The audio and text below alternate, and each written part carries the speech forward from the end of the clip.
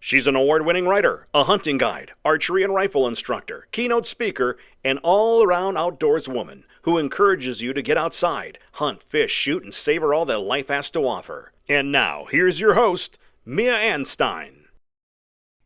Well, hey, hi, hello, you all. I'm so happy to be visiting with you again.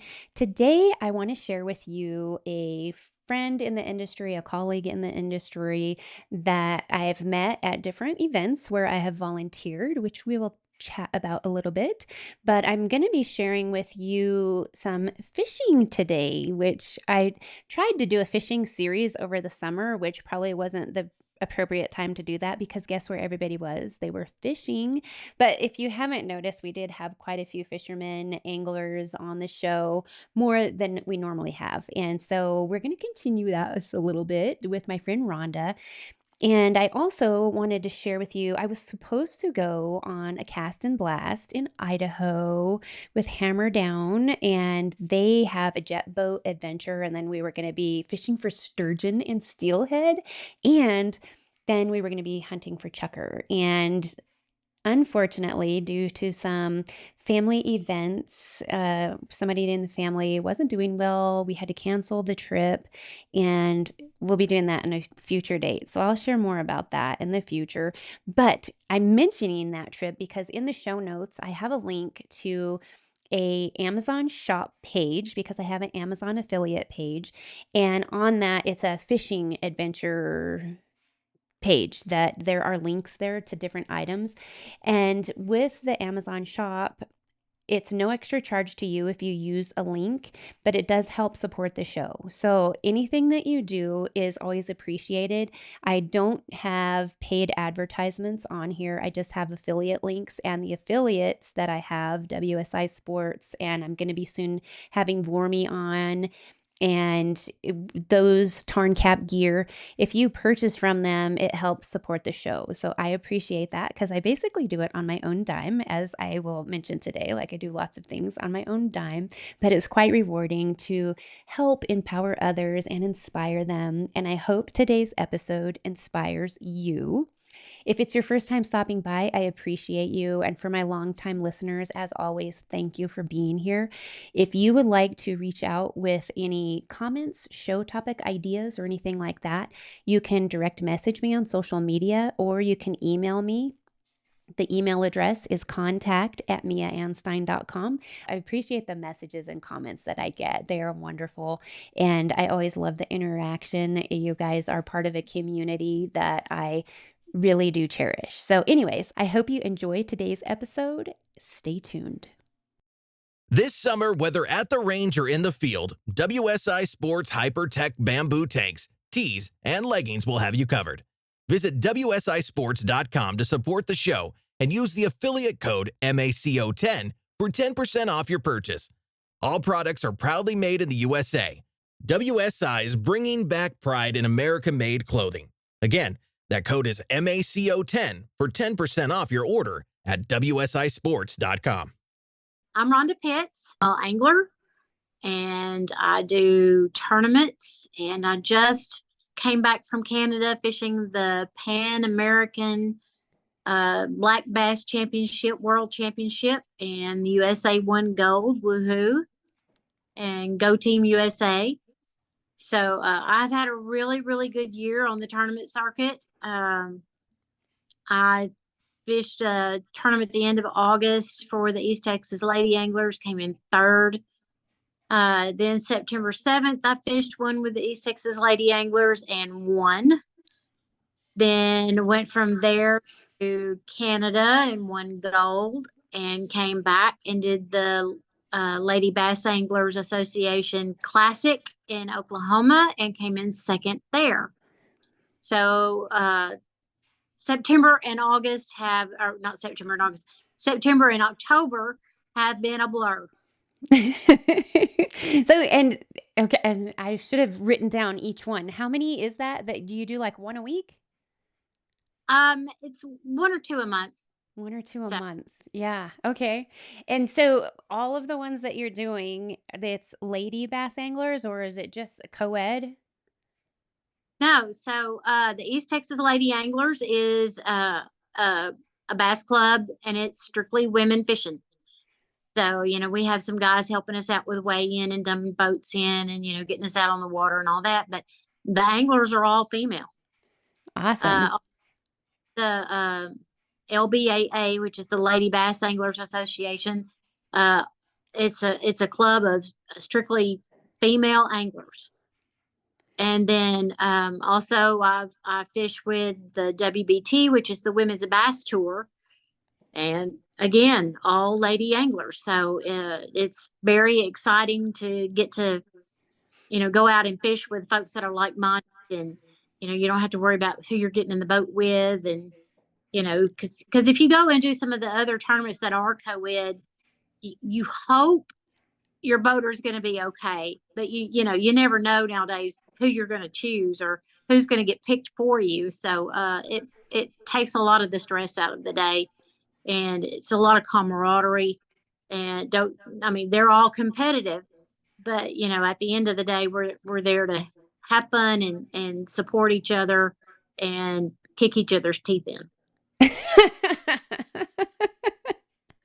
Oh gosh. And it's nice that you can say that with a smile. If you're not watching this podcast episode, she definitely has a big smile on. And I would be smiling too, not just because you're kicking people's teeth in, but you've really been winning everything. I mean, it's from what I've seen. I don't know how many tournaments are going on, but it's like every time I turn around, I see you winning another tournament. And so, can you tell us a little bit? Maybe let's start with how'd you get started in the tournaments? What caused you to want to join tournaments? So actually, I was kind of pushed into that by my husband. He had some illnesses, and he knows how much I like to fish, and so he wasn't able to get on the water. So he pushed me into going into the tournament series, and I wasn't all about. I'm not a very competitive person by nature, so I was like, I don't know if I want to do that.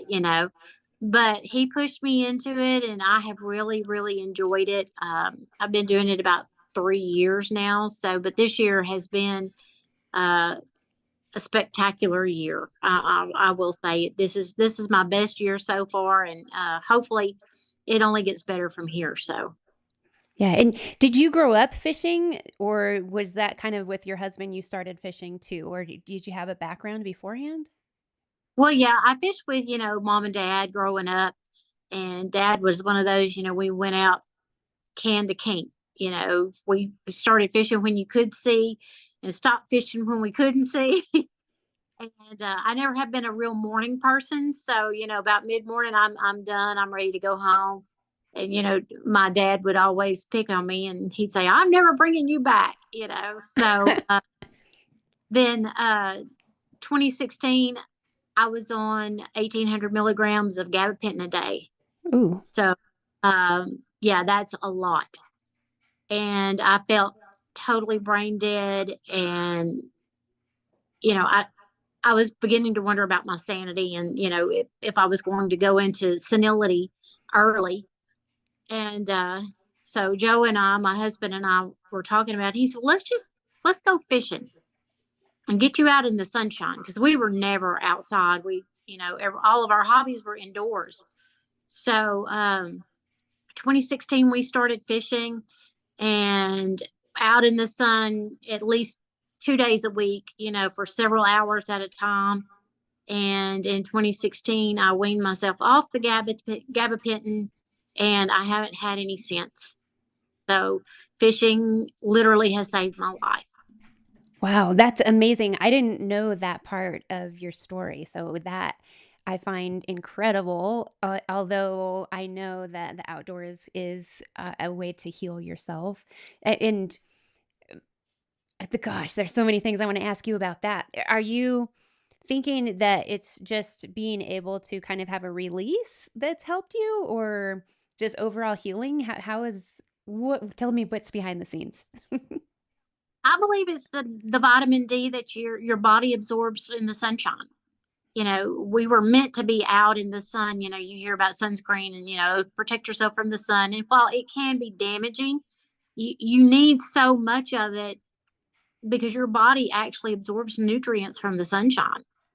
And we all have an indoor life, and everything revolves around something inside. We all work inside now, and in offices, and my office at work never has a window, so you don't see the sunshine except maybe 20 or 30 minutes at lunch, and that's only while you're driving to and from.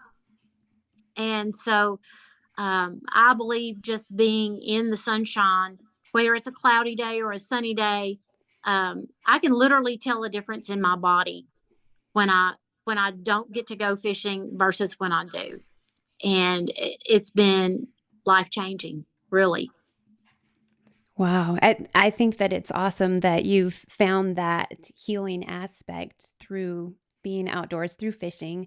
And so when your husband said, let's go fishing, were you out on a bass boat and out on the lakes, or did you have a variety of scenery around you? So actually, he joined a duck club. He doesn't duck hunt. I don't duck hunt, but they have reservoirs on the duck lease. So he joined the duck club just so we could go and fish the reservoir. So we bought like a Oh. little flat bottom John boat.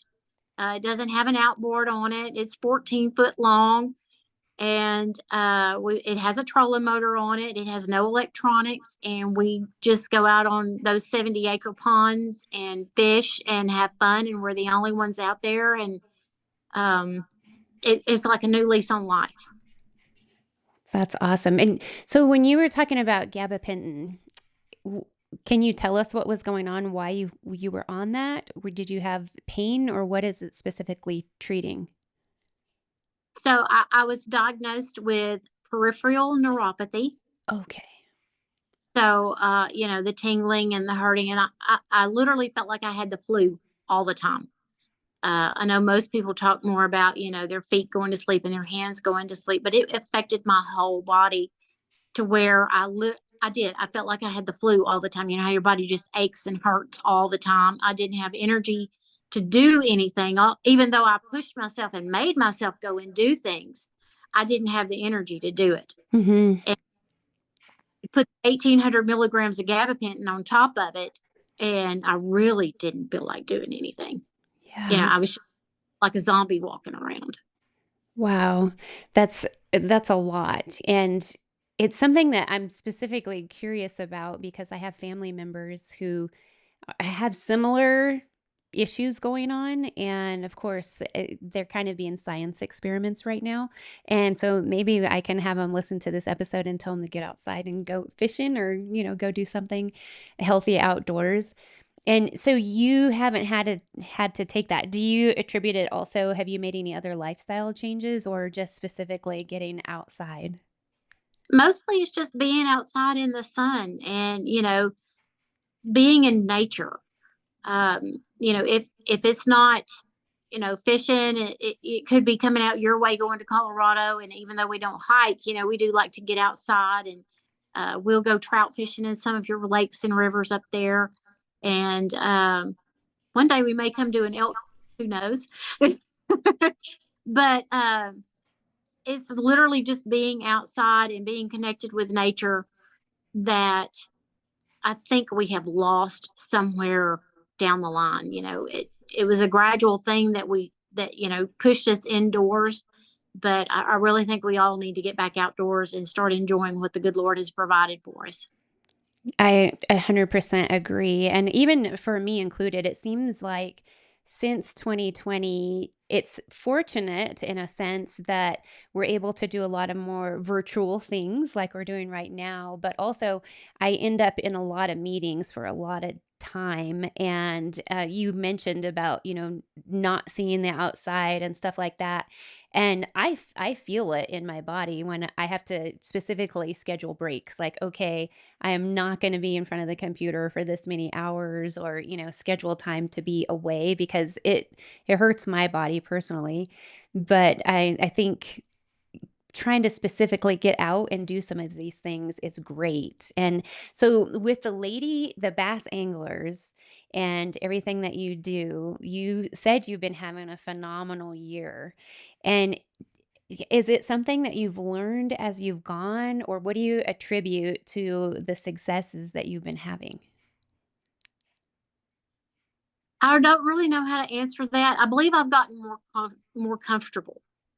When I first started tournament fishing, I put a lot of pressure on myself to do well. If I came in and if I felt like I didn't do well, I caught one fish and didn't catch a limit, then, I was really, really hard on myself. And because I know I'm better than that, I know I can catch fish if there are fish. And this year, I just approached it as I'm just going fishing. And so I think taking the pressure off myself and just letting myself have some fun on the water, I think it's paid off. Hmm. And so when we go to the tournaments, if I've never been in a bass fishing tournament. Actually, I'm trying to think if I've been in any fishing tournaments. I don't think I have. I've fished a lot, but never in a competition. I don't want to get my teeth kicked in. um, In a nice way. But if you're headed to tournaments, what are some of the things what do you do to get ready for a tournament to prepare yourself for that? I mean, you said you've taken some pressure off, but I'm sure you still have some routines or preparations that you do. So, well, you have to prepare your tackle and your rods and reels, and plan ahead of time what types of lures you plan on fishing. Which techniques you plan on using before you ever even get there. So you look at the weather and you look at the weather patterns and the barometer, and you look and see what the lake is doing, what the water temperatures are doing, uh what time of year it is, because you can fish seasonal patterns. And so when we went to Canada, we had the Tundra loaded to the gills, and I wound up using basically one bait the entire time I was there. So that the same type of bait there the whole time, but I had it if I needed it, so I didn't have to worry about, oh my God, what if I need a so and so and I don't have one. Mhm. So and I fish normally as a co-angler, because I don't have a lot of time to go pre-fishing and pick out spots and do all the things that a boater would have to do. So you know I just show up the day before the tournament and go to the meeting, and then I just go out and go fishing and have fun. And so far it's worked out for me this year. I hope I hope it continues. I do also because it's so fun to kind of root for you from afar. You don't even know, like, we're like, "Yeah, she did it." And I know you had said that you had a tournament coming up and that maybe we could talk about that when I had asked you to be on the show. And then so I've been keeping an eye out, and I actually don't spend a lot of time on social media, but you pop up, and every time you popped up, and I Uh, was like, "Oh my gosh!" I saw the picture today of you with your 2025 USA Bass Team Champion. And so that was super cool to see. It made me smile because I was like, oh my gosh, I've got to hear more about what's going on. So tell us about the last tournament. This was it on the just yesterday? so the last tournament was the LBAA Classic. That was last week. Last week. Uh, Okay. yeah. So we got in from Canada. I had a couple of days off. We got in on Tuesday. I left the following Tuesday for Oklahoma, and we fished Wednesday, Thursday, and Friday. It was a 3-day tournament, and I came in second there. So I was super pleased with second place. I was 1.1 pounds out of the lead. Wow. All I was missing was a kicker fish for 2 days, and I would have had it. But that's why they call it fishing and not catching. But I was super pleased with second place. Super cool. And so when you are talking about the weights and stuff, when you catch it, you immediately weigh it and then you throw it back. Is that how you do? Or do you guys have to keep them in the live well until you go check in? Yeah, so we do a live weigh-in. So you keep your fish in the live well, and you get to go up on stage, and they put it in the basket and tell you how much it weighs. And you go on stage and they interview you, and so it's pretty neat the way they do it. We don't have the resources in the women's sports to do the weigh it, release it kind of thing like they do in the MLF. So we're more like the Bassmasters, where you bring your 5 fish into if you're a boater, you bring 5 fish in. If you're a co-angler, you bring 3 fish in and weigh them in at the end of the day and see how it all shakes out. And so why is it different for the boater? Why do they have to have a couple more? Because they get to fish the water first. Oh, okay. They're in the front of the boat, so they get to cover the water first, and then the co-angler has to come in behind them and catch fish. So, sometimes that's a little harder to do than being up there on the front of the boat where you get to pick all of your, you get to pick all the choice spots first. Yeah. So, And when we're fishing the rivers here, we call that fishing the dirty water. So we get the yeah, seconds. Do you call that the same in bass fishing? yeah, pretty much. Yeah. It's been interesting to me to kind of hear the differences in terminology and stuff between different types of fishing. So that's something that I completely understand. It's in the fly fishing world. It's kind of like the guides are racing to be the first ones on the river to float down because they don't want to Right. fish the dirty water. Exactly. Exactly. And, in the boat, you'll pull into a cove and you're like, oh, there's a boat in here. Do we want to stay or do we want to go? So, uh, and a lot of times you just leave and go find another place that you hope someone hadn't already been there. So, yeah, but in 8 hours in a day, more than likely a boat's been in there, at one point or another. So, but the fish may not have been there when they were there, so. Right. They might still be snoozing or not hungry or something like that. And Right. so when you have the boater brings in 5 fish, do they pick the top 3 of their fish? No, they weigh all 5 fish. They weigh all 5 fish. And so then you guys are kind of scored as a boater and as the angler that's with them, so it's separate category? Yes, it's totally separate category. All of the boaters or pros, as they call them, they have they compete against each other, and then all the co-anglers compete against each other. So it's completely separate. Okay, interesting. I'm learning so much. And so you are usually the co-angler, you said. Is that because you said you kind of don't want to take the boat or you don't have the time to go pre-scout? Yeah, time is my enemy because I have so much that I want to do. So I have to schedule, okay, I've got to be here and I got to be here, and I've only got so much vacation time. And so, some of the tournaments are during the week and, some of them are on the weekend. And so you kind of pick and choose, and then you got to balance everything with how much vacation time you've got. So uh, it's due to the lack of vacation and because I don't have ample, just available time. Um, the only way really that I can do it and be successful is to go as a co-angler. Yeah, that sounds like it would be something that's kind of a blessing to be able to do that instead of having to be the one taking that extra day off to go scout out and stuff like that. And when you have had this great year, there's so many questions I have because while I bass fish, I'm not competing or anything like that. And for me, I'm just kind of like, oh, this isn't working. Let me try something else. That's kind of how I work it. Or like, oh, today I feel like this color is good for me. Or Right. how have you learned over the years what is working and what's not? Is it a science? Some of it's science, some of it's luck, some of it's trial and error. It's it just kind of depends on the day and how finicky the fish are.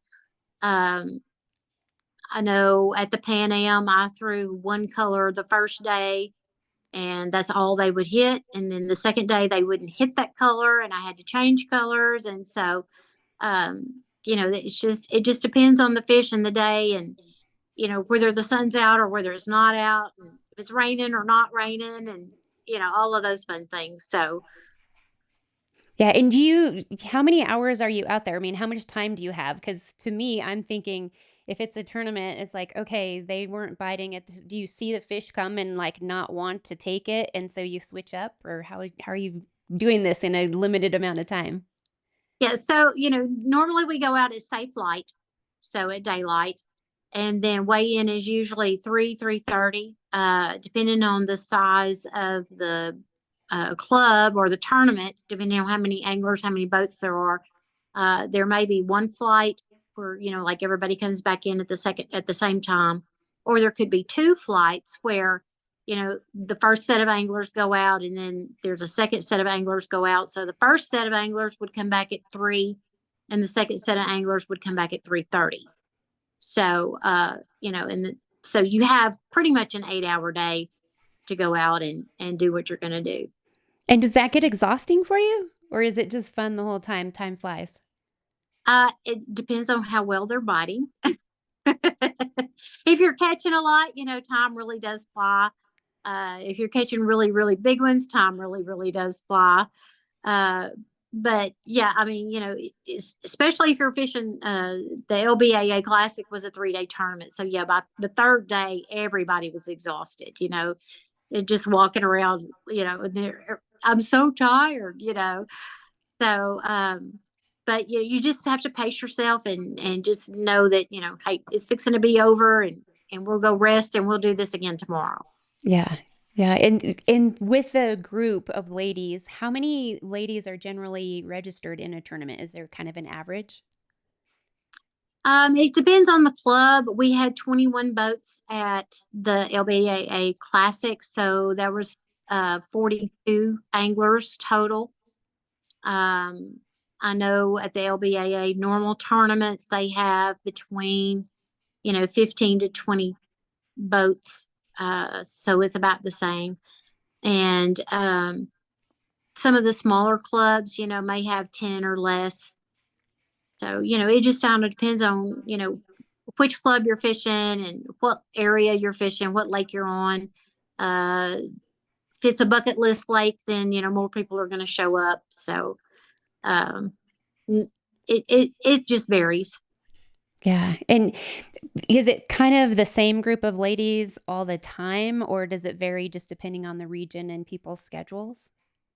It mostly varies depending on the clubs, the circuit that you're fishing. So like the LBAA, they have regulars that fish theirs. The WBT have regulars that fish theirs, and the East Texas Lady Anglers, they have regulars that fish there. And some of them fish all three. So, like I said, it just depends because, the WBP and WBT and the East Texas Ladies, they fish more regional, closer to home, where the LBAA is going to go to Florida and North Carolina. And, they're going to go further away, and not everybody can make those long trips. Oh, that makes sense. And so you were saying that you're a co-angler. Are you considered a professional angler, or just the person with the boat is the professional? The LBAA they're all professional leagues. Okay. So all three of them are professional leagues. So even though you are a co-angler, you are considered a pro. Okay. Because I don't know if you can see on the screen, I have you as lady angler, because I was like, I don't know if I write professional lady angler. Like, I wasn't sure with the title. So I was like, I don't want to put something incorrectly. No, fine. Because I mean, I could make up my own wonderful title for you, but Hey guys, are you looking for a stylish concealed carry shirt? Check out Tarn Cap Gear. With print reducing patterns, concealed carry snaps, and minimal branding, Tarn Cap's cloak of invisibility is what you have been waiting for. Visit mia.limited/tarncap and use the code Anstine for 10% off your purchase. Again, that's mia.limited/tarncap and use code Anstine for 10% off your order. we've talked a little bit about your tournaments, or I should say probably quite a bit about your tournaments, but I also mentioned that I met you at the She Never Quit event. And are you going to be doing that again this coming year? So I'm really glad you asked that. So yes, I will be at She Never Quit next year at G2 Ranch. And I was just recently elected as a board member for WOMA. Oh my gosh, congratulations. Thank you so much. So yeah, I'm really excited about that. I'm going to try and help, get some more fishing events and, be on the angling side more than the shooting side. I'll let you guys handle that. Even though I like to go and participate, that's y'all's expertise. So hopefully we can get more, fishing events. And I know G2 Ranch has got several lakes on it. And I think that's going to be part of the curriculum next year. Very good. Well, I am glad I asked. And now I've got a whole bunch of other questions that are gonna go through my head. I always have these, like, influx of questions, and I try to keep on one path because sometimes I just see a squirrel and head off the other direction, but I know last year you were teaching at the event. What's Mhm. your goal when you're teaching at those kinds of things? Mostly it's just to bring new blood into the sport, to show folks that, ladies, kids, adults, men, whoever, that it's not really as hard as you think it is. And you can do this too. Even though you think you can't do it and it looks really complicated, it's not that bad. And, you can get out there and throw a rod and you can throw a bait and, uh, you can catch a fish. Awesome. Did they catch some fish last year? I'm usually teaching archery while you guys are fishing, so I'm always kind of bummed that I don't get to see what the fishing is doing. But did you Yeah. guys catch some fish? So actually, we just did a casting class in Okay. the card. So, it was basically just a beginner's, here's how you hold a rod, here's how you open the bail, this is the motion you use to cast. And because most of the ladies that were there last year that came out had never held a rod in their hand. Mm-hmm. It's super basic, and I had casting weights on, and there's still one of my casting weights in one of the trees out there. So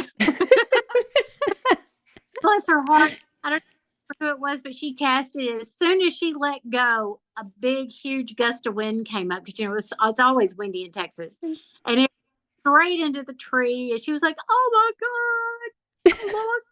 I'm like, "Don't worry, it's not that deal. I have more." So we just went over there and cut it off and tied another one on, and went back to casting. So, but yeah, it's super fun to see, everybody's eyes light up when they actually make a what they call a decent cast their first time, and oh, I can do this, So I know last year at the Pan American was in Hot Springs, Arkansas, which is not far from where I live. So I went over and they did a kids derby on the catfish pond right there at the marina. And so, we got to teach the kids we would cast and then we would teach them to cast. And a lot of them, it was their first time to ever catch a fish, and they were catching catfish out of the catfish pond. And, just to see the looks on their faces, when they would catch that first fish and they would get so excited.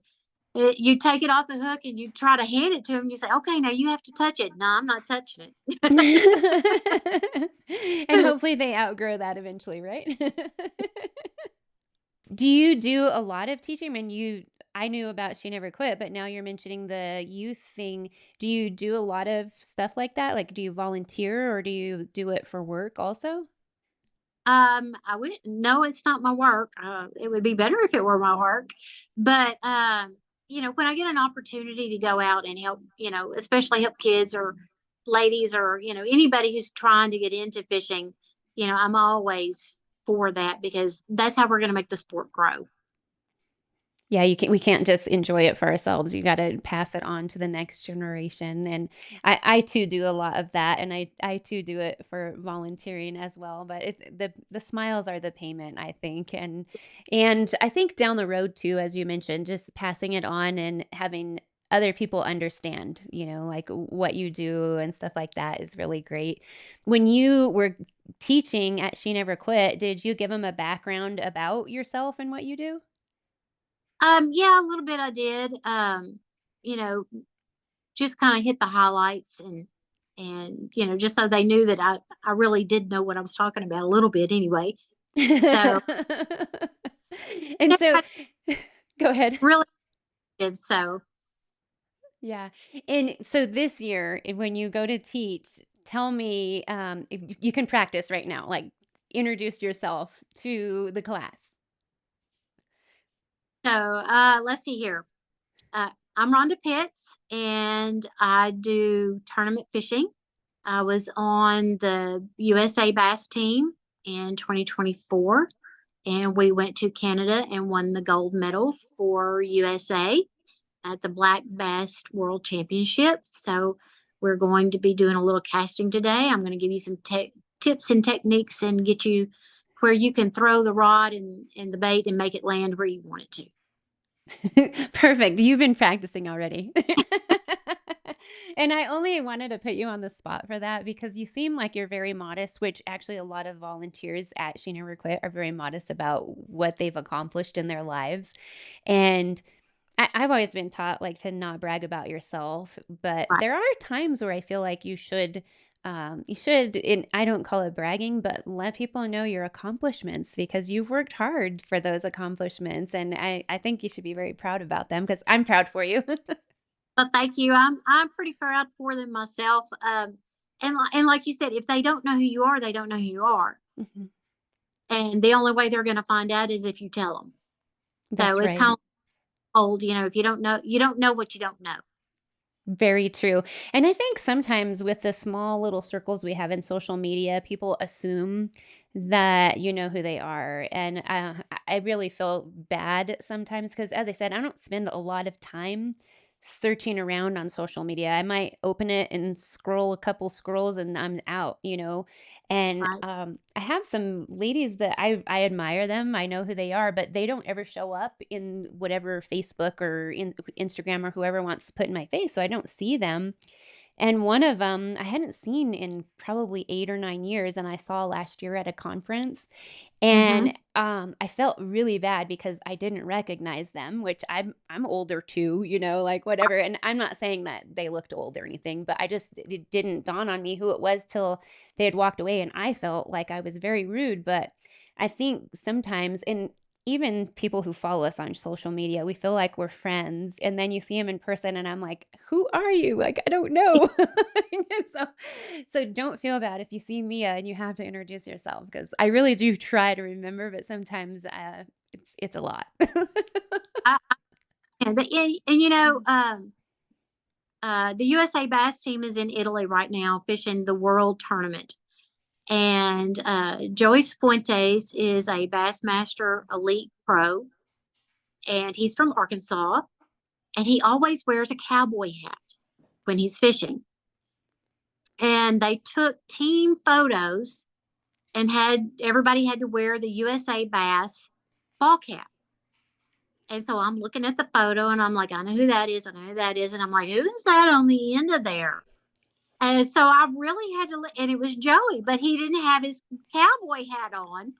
So it was harder to recognize him. So when when you see folks on social media and their pictures and they've got like their jersey on and their ball cap on and, all of the things, and then you meet them in real life and they have street clothes on, well, you don't look the same as you do when you're on the water or in the woods or, at the gun range or wherever it is that, you're used to seeing folks on social media. So, yeah, it's like, you dress up pretty good. Very true. Well, now you've given me another excuse for when I don't recognize people.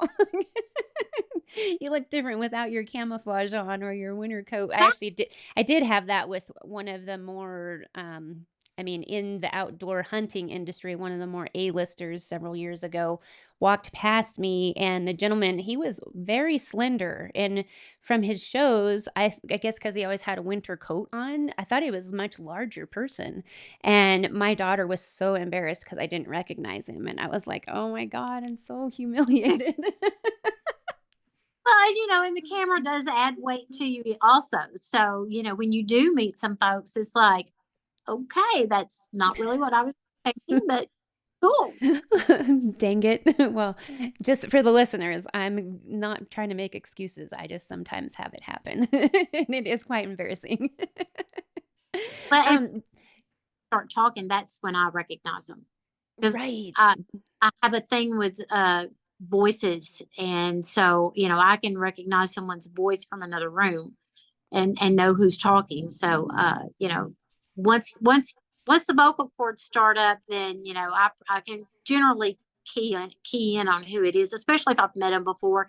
If it's someone who's Mhm. just a social media friend, then Yeah, it may happen or it may not. So, Right. Yeah. And I'm with you on that one. I've always been one that I can recognize voices. And, or like you're on the phone and you hear somebody and it's like, I know this is what they look like. You see them in person, they don't. But right. then I still remember who they were because of their voice. So that's very cool.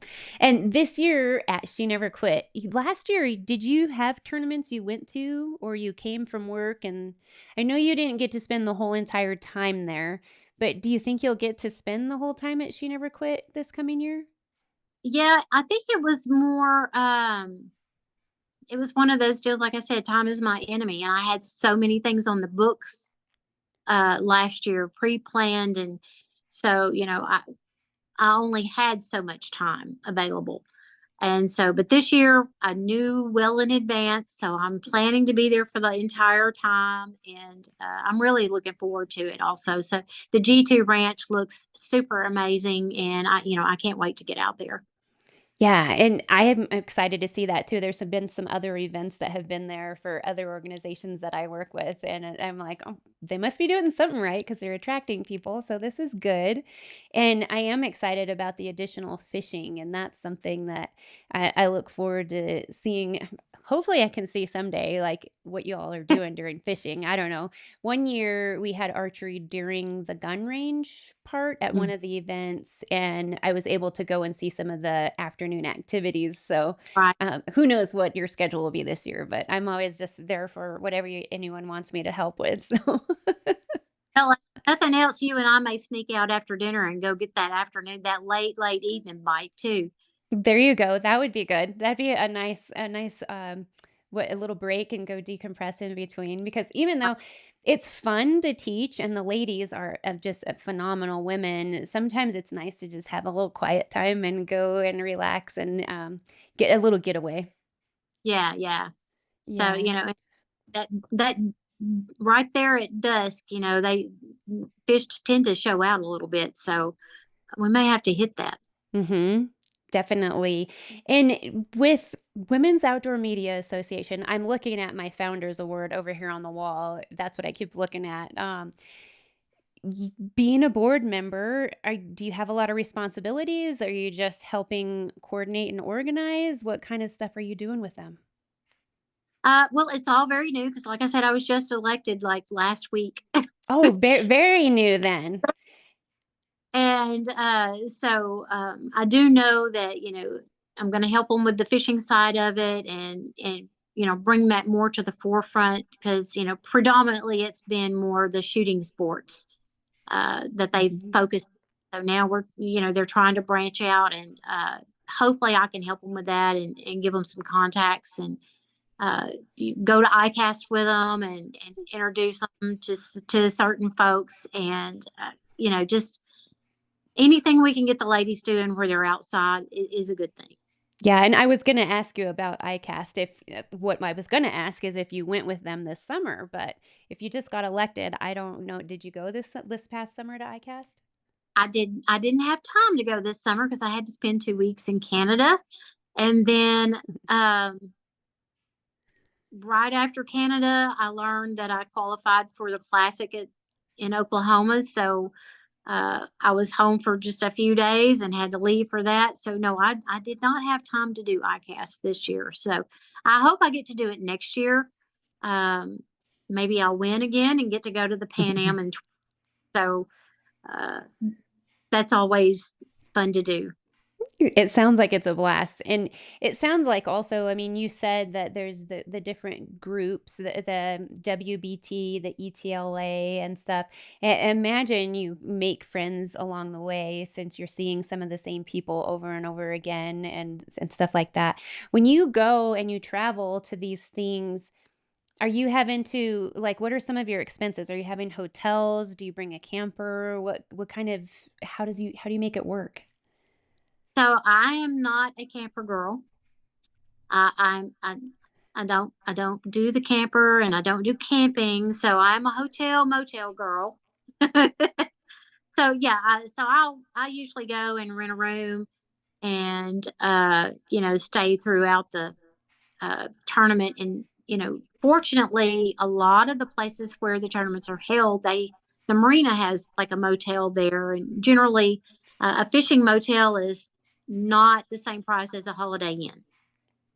So that helps out a lot. So, but yeah, you know, if you have to be there the night before to go to the meeting and, you know, do the boat draws and all of that. And then, you know, you fish the next day.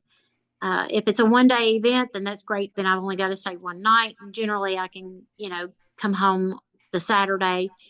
And, but, you know, like I said, the LBAA generally have 2 day tournaments, and the Classic was a 3 day tournament. So I was there from Tuesday to Saturday. And that seems like that could be a long time. I don't know. I've done some vacations that are longer in hotels, but it's something that I'm guessing the rewards of the fishing tournament itself, like just the experience of being out there and living a healthy life and stuff, has got to be great. But do you also have the expense of like an entry fee, and then are you winning money if you win the tournament? So yeah, there are entry fees that you have to pay, and normally at least the top 3 spots are paid. You get a check. So I covered my expenses that I spent when I won second place in Oklahoma. So um, that always makes it nice.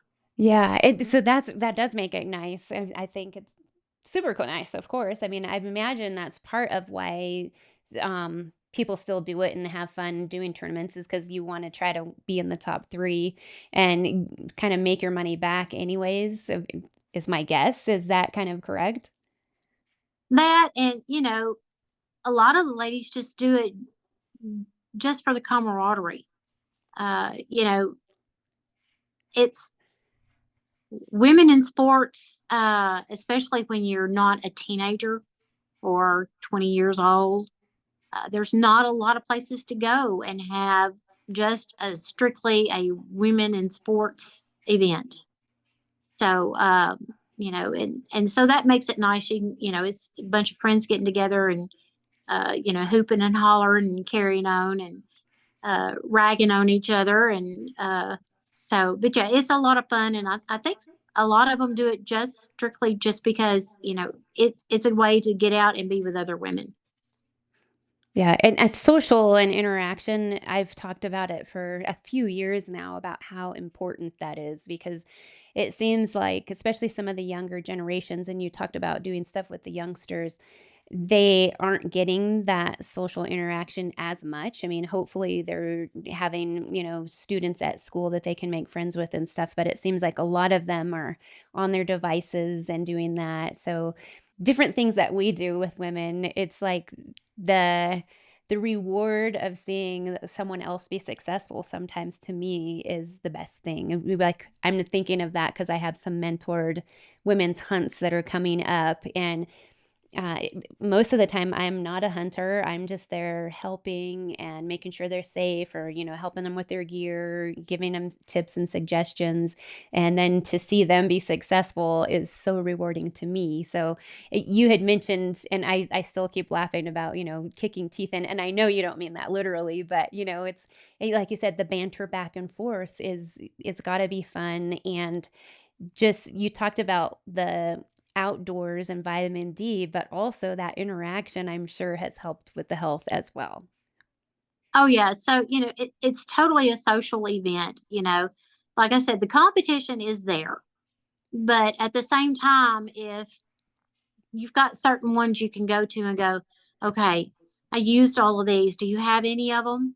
And they'll say, oh yeah, I got some over here, you know, and they share with each other and they take care of each other. If somebody has boat problems or issues, you know, nobody thinks anything about, well, I got to go and get so and so because their boat's broke down. And so, you know, they take care of each other on the water. But like I said, you know, they do have the competitive side to them, but at the same time, they want to make sure that everybody comes in just like they went out and everybody's safe while they're out there doing it. Yeah, that's outstanding. It's such a great thing that you guys are doing. And so you talked about, maybe you're out of whichever bait or whatever you have. What kind of gear besides, your rod and your baits and stuff like that? What kind of gear would a woman need to go just bass fishing for the day? So for the day, if you're not on a boat, basically your rod, your reel, and your baits. You can stand on the bank and you can go fishing. If you're in a boat, you need your PFD, personal flotation device. Anytime the outboard motor is cranked up, you need to have your PFD on. And so, because things happen so fast on the water that if you do get thrown, you want to make sure that you're going to float. And it doesn't matter how good of a swimmer you are, when you hit that water at 60 miles an hour, it's like hitting the concrete. So, I will always preach, wear your PFD. Yeah. And so basically not much gear required. You've got your tackle and then rod, reel, bait, and PFD. That's it. Yeah. If it's raining, you may want some rain gear. And if it's really cold, you may want to bundle up. But yeah, I mean, that's the great thing about fishing is you can go to Walmart, you can buy a rod and reel combo, and then you can go around the corner and you can buy a package of hooks and a spool of line and a bag of, plastic worms, and you can go fishing and catch fish. So you don't have to spend a lot of money on it to go out and enjoy it. I wish I had that mindset. I don't have that mindset. I spent a year buying gear and baits and, When you get competitive, you're going to spend more money. Well, July of 24, we won ICAST, which qualified us for the Pan Am this year. So as soon as I got home, I knew we were going to be fishing for smallmouth, and we don't have smallmouth in Arkansas. So I knew that's what we were going to be doing. So I started buying baits last July. Okay. And that way I didn't have to do it all at one time. So, but every month, I would buy this and then I would buy that, and then something new would come out. Ooh, I bet that's really going to catch them, And so, yeah, I spent a year buying gear, and then, like I said, I threw one type of bait the whole 3 days I was there, and so, but that's how it works sometimes. Hey friends, if you're looking for premium performance gear for your next adventure, look no further than VOORMI. Their innovative wool technology is perfect for any outdoor activity. And the best part, you can also support the show by shopping through my affiliate link at VOORMI.com/Mia Anstine. We earn a little commission on your online purchases, excluding sale items, and it's no extra cost to you. Gear up for your next adventure with VOORMI today. That's VOORMI.com/MIAANSTINE.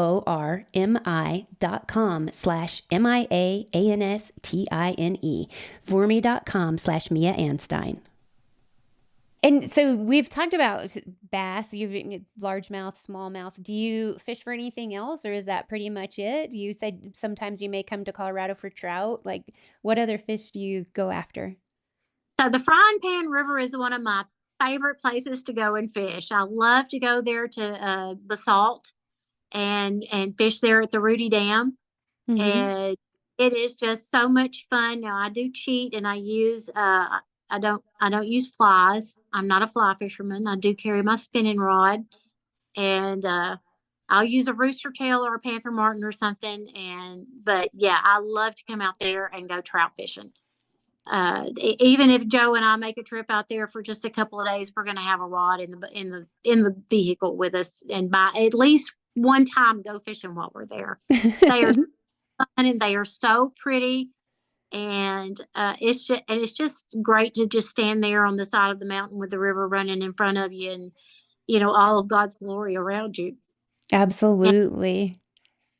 And, we were actually on the Frying Pan one year, and we were catching fish. We caught quite a few fish that day. And we get back in the truck, and he looks at me and he goes, "My hands are cold." And I said, "Me too." And we're just, basically in t-shirts, light jacket maybe. And we turn the vehicle on, and the temperature comes up, and it was like 30 degrees or something. It was like, it doesn't feel that cold. You didn't have the humidity. Yeah. I mean, 30 degrees, you're dying because your bones hurt. But, it was the sun was shining that day, and it was just beautiful. Oh, I caught about a 4-pound brown that day too. So, yeah. Oh, yeah, that'll make you warm up. Yeah. So my blood pressure was kind of up that day. How fun. And do you ever keep any of the fish, or is it all catch and release everything you do?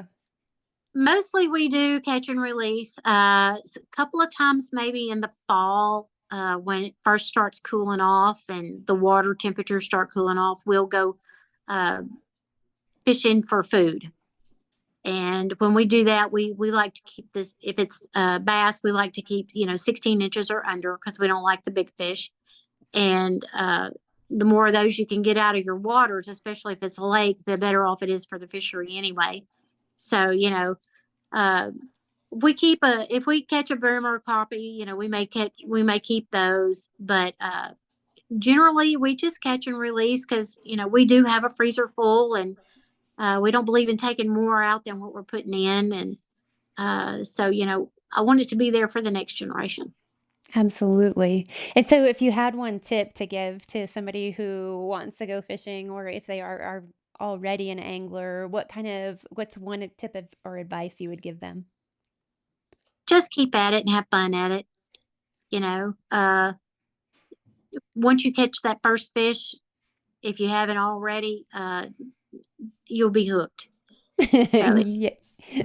Hopefully not literally hooked, but sometimes that hopefully, happens too.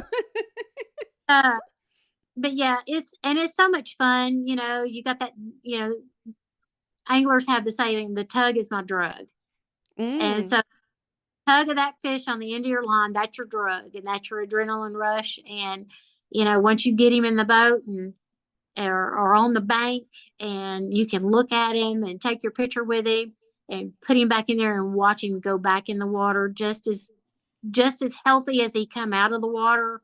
To me, there's just something about that that's just amazing. And absolutely. only sport that you can capture, catch, whatever you want to call it, your prey, and put them back in the same condition that they came to you in. So, if you're deer hunting or turkey hunting or squirrel hunting, in order to gain the animal, you have to put it down. But in Right. fishing, you can still put it back and it's alive. Right. And I was going to say trapping is one also, but that's different episode. I'll link to trapping in the show notes if anybody wants to learn more about trapping. Or if you have questions about trapping, shoot me a message on social media and I'll answer questions for you about that. But that also depends on your state and your state's laws. So, but yes, you're absolutely right. And fish handling is something that we teach a lot. We do a lot of fly fishing clinics, and I fish with whatever, but we teach a lot about fish handling, especially with trout, because a lot of people who have fished for some of the more hardy fish don't understand how delicate a trout is. So that's something that I've been trying to get one of my friends on to talk about trout as well. But maybe in a future episode, we'll get him on here and talk about different fish. They are their own species, and like you said, they're delicate. You have to be very gentle with them. You can't have them out of the water very long. You can't hold them very tight.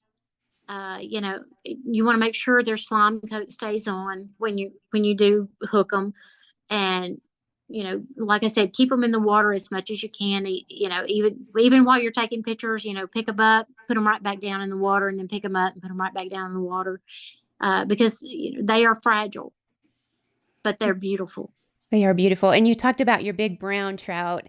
That it's so nice to fight a big fish like that, but they also get very tired. So that's like I said, we can talk trout on a different episode, but I just was super impressed about your season, and I wanted to kind of share the excitement of your season with the listeners, as well as some fishing, and now a little bit about the Women's Outdoor Media Association too.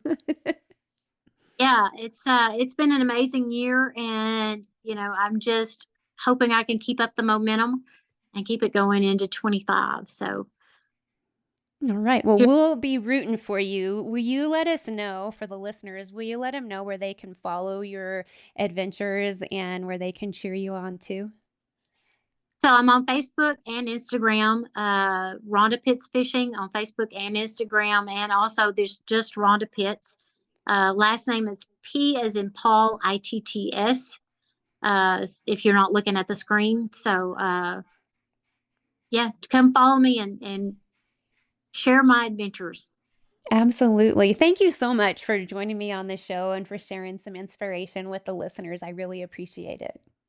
Well, I appreciate you having me, Mia. It's been great. It was great meeting you last year, and I'm looking forward to April, and we're going to get to hang out and do it again. Hey, this is Lloyd Bailey, the Armed Lutheran, host of the Armed Lutheran Radio podcast, reminding you that the podcast you're listening to is a proud member of the Self Defense Radio Network. Check out all the great content at selfdefenseradio.net.